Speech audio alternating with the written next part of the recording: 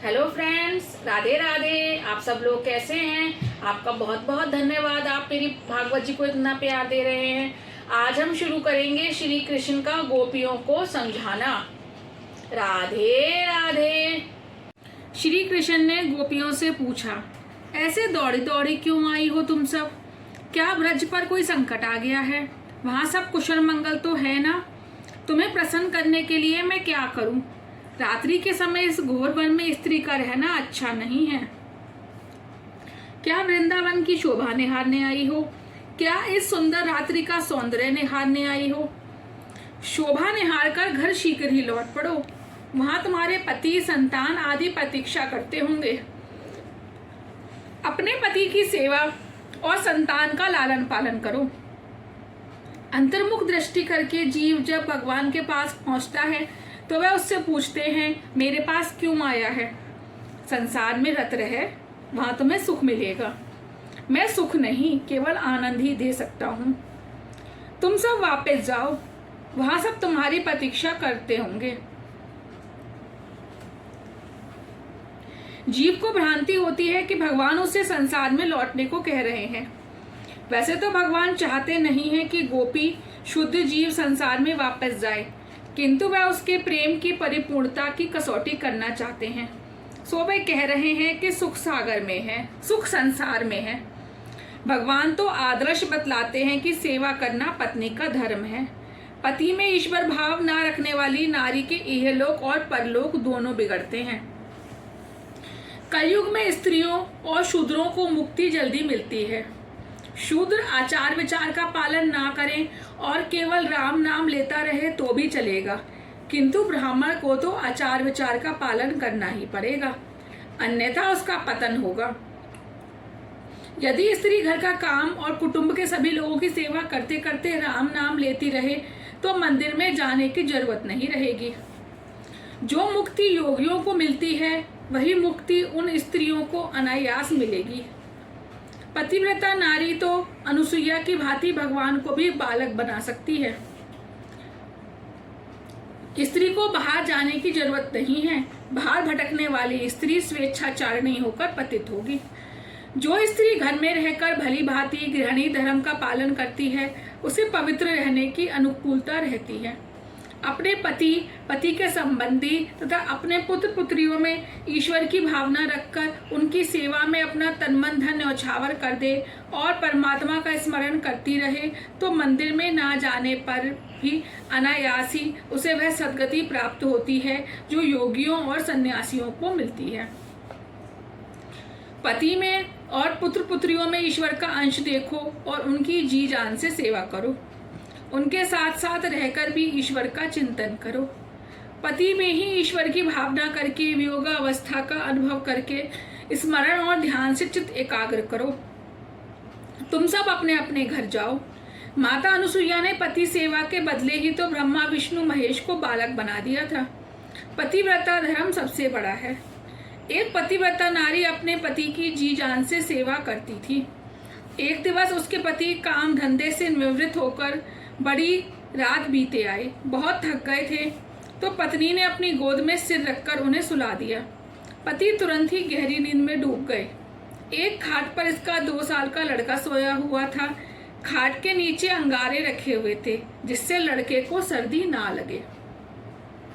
लड़का नींद में करवट बदलने लगा। इधर माता सोचने लगी, कहीं लड़का अंगारे पर जा पड़ा तो क्या होगा, मैं उसे उठा लूं, किंतु वैसा करने से तो नींद में बाधा होगी। मैं पति को कैसे तकलीफ दे सकती हूँ, मैं नहीं उठाऊंगी बेटे को। पति सेवा करते हुए वह ईश्वर स्मरण करने लगी। बेटा अग्नि में गिर पड़ा, किंतु वह सच्ची पतिव्रता नारी का पुत्र था। अग्नि उसका कुछ ना कर सकी। अग्नि तो चंदन सी शीतल हो गई। अग्नि की ज्वाला सारे विश्व को जला सकती है, किंतु पतिव्रता नारी अग्नि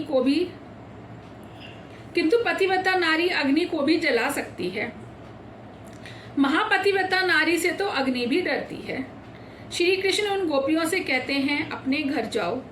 उस महान पतिव्रत धर्म को छोड़कर यहाँ क्यों आई हो? अपने पति और संतान को भगवान का अंश मानकर उनकी प्राणार्पण में सेवा करोगी तो घर में रहने पर भी तुम्हारा कल्याण ही होगा। कृष्ण कहते हैं, मेरे संयोग की अपेक्षा मेरे वियोग में तुम्हें कई गुना अधिक सुख मिलेगा। वियोगावस्था में मेरा भली भांति ध्यान स्मरण होता रहेगा और प्रेम भी अधिक पुष्ट होगा। संयोगावस्था में दोष दर्शन शुरू हो जाता है। वियोगावस्था में गुणों का ही स्मरण चिंतन होता रहता है। तुम्हारा प्रेम शुद्ध होगा तो तुम मेरे स्वरूप को प्राप्त कर सकोगी। अपने पति और संतानों को छोड़कर यहाँ दौड़ आना ठीक नहीं है। यदि यह निराश ना होकर प्रयत्न करता रहे तो अंधेरा चीरकर प्रकाश अवश्य आ जाएगा। भगवान ने गोपियों को घर लौटने की आज्ञा दी तो उन्हें दुख हुआ। आज भगवान ऐसे निष्ठुर क्यों हो गए हैं? उन्होंने भगवान से पूछा, आज आप ऐसा क्यों कर रहे हैं? भगवान ने उनसे कहा, देह का स्वामी पति है। इस शरीर का कोई पिता होगा, पति होगा, किंतु आत्मा का पिता पति कोई नहीं होता। आत्मा का धर्म है प्रभु से मिलन। तो गोपियां प्रभु को आत्म धर्म का उपदेश देने लगी। आज आप ऐसे निष्ठुर क्यों हो गए हैं? आपने ही तो गीता में कहा है, जो भी भाव से आपकी सेवा पूजा करता है उसे आप मिलेंगे। तो फिर अब हमें घर क्यों लौटाया जा रहा है? आप तो पतित पावन और दया सागर हैं। ऐसी श्रद्धावश हम आपके चरणों में आई हैं। आप ऐसे कठोर क्यों हो गए हैं? हमने संसार के सभी विषयों का मन से त्याग करके आपके चरणों की शरण लेने का अटल निश्चय किया है। सभी विषयों का मन से त्याग करके भगवान के चरण में जाने वाला जीव ही गोपी है। हम सभी विषयों का शारीरिक और मानसिक त्याग करके आपके चरणों में आई हैं। आपके लिए हमने सर्वस्व का त्याग किया। सांसारिक विषयों का विवेक पूर्वक त्याग करके केवल आपसे मिलने के लिए ही हम आई हैं। हमारी उपेक्षा ना करें। जिसके मन में ईश्वर के सिवाय अन्य कुछ भी नहीं है वही गोपी है। शारीरिक त्याग तो जीव तुरंत कर सकता है, किंतु मानसिक त्याग करना बड़ा कठिन है। मानसिक त्याग ना करे और केवल शारीरिक त्याग ही करे तो दंभी हो जाएगा। तन चाहे जहां हो, किंतु मन को ईश्वर से दूर कभी ना होने देना। व्रत अव्रत नाम के दो साधुओं का दृष्टांत देखें। वे दोनों यात्रा कर रहे थे, प्रयागराज की दिशा में जा रहे थे। जन्माष्टमी के दिन वेणी माधव के दर्शन करना चाहते थे। चलते चलते रात हो गई, थक भी गए थे। एक वेश्यागृह देखा तो आवृत्ति ने कहा, जोड़ों की बरसात हो रही है, अंधेरा भी है, रास्ता दिखता नहीं है और मैं थक भी गया हूँ, सो मैं तो आज यहीं रहूंगा। तुझे आगे जाना है तो जा। व्रत ने माना कि इसका मन शायद बिगड़ गया है। वह बोला कि मैं यहाँ नहीं रुक सकता। वह चलता रहा और प्रयागराज के मंदिर में ठहरा। अव्रत वेश्यागृह में ठहरा तो था, किंतु अब उसे पछतावा होने लगा। वह अपने आप को कोसने लगा, धिक्कार है मुझे, मैं कैसा शूद्र हतभाग्य हूँ कि जन्माष्टमी के दिन कृष्ण के मंदिर में ठहरने के बदले यहाँ पड़ा रहा। मेरा मित्र व्रत कितना भाग्यशाली है कि इस समय प्रभु के मुखारविंद का दर्शन कर रहा होगा। मंदिर में उत्सव हो रहा होगा, वैष्णव लोग प्रभु का चिंतन कर रहे होंगे, वहाँ भजन कीर्तन आरती वंदन हो रहा होगा। कितना भव्य और पवित्र होगा वह दृश्य। इस प्रकार अव्रत वैश्यागृह में था, किंतु उसका मन तो वेणी माधव के पास था। बड़ी तन्मयता से वह मनी मन जन्माष्टमी का पवित्र प्रसंग निहार रहा था। उधर मंदिर में बैठा हुआ व्रत भी पछता रहा था। क्यों? वह सोच रहा था कि वह इतने सारे कष्टों को झेलकर यहाँ क्यों जग मारने के लिए आया। वहां मेरा मित्र सौंदर्यवती वेश्या के साथ कीड़ा कर रहा होगा और मैं यहाँ भीड़ में पिसा जा रहा हूँ। कितना भाग्यशाली है मेरा मित्र। उसका जीव उत्सव में लगता ही नहीं था। उसे उस वेश्या के सौंदर्य की ही झांकी हो रही थी। उसका शरीर तो था माधव के मंदिर में, किंतु मन वेश्या के पास। अव्रत को मोक्ष मिला और व्रत को नरक।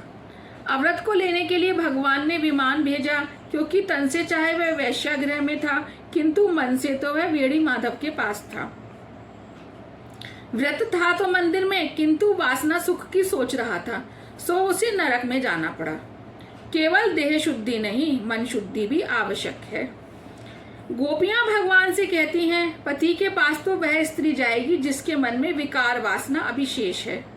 विकार वासना त्यागेंगी तभी प्रभु के निकट आएंगी। हम निर्विकारी हैं सो आपके पास आई हैं। भगवान, क्या प्रमाण है तुम्हारी निर्विकारता का? गोपियां, आप ही तो हैं प्रमाण, क्योंकि हमारे हृदय में आप ही विराज रहे हैं। राधे राधे। आज के लिए इतना ही, कि टॉपिक हम कल पूरा करेंगे। धन्यवाद। अगर आपको मेरा भागवत जी पढ़ना पसंद आ रहा है तो प्लीज चैनल को सब्सक्राइब करिए, वीडियो को लाइक करिए और राधे राधे का कमेंट लिखना ना भूलिएगा। राधे राधे।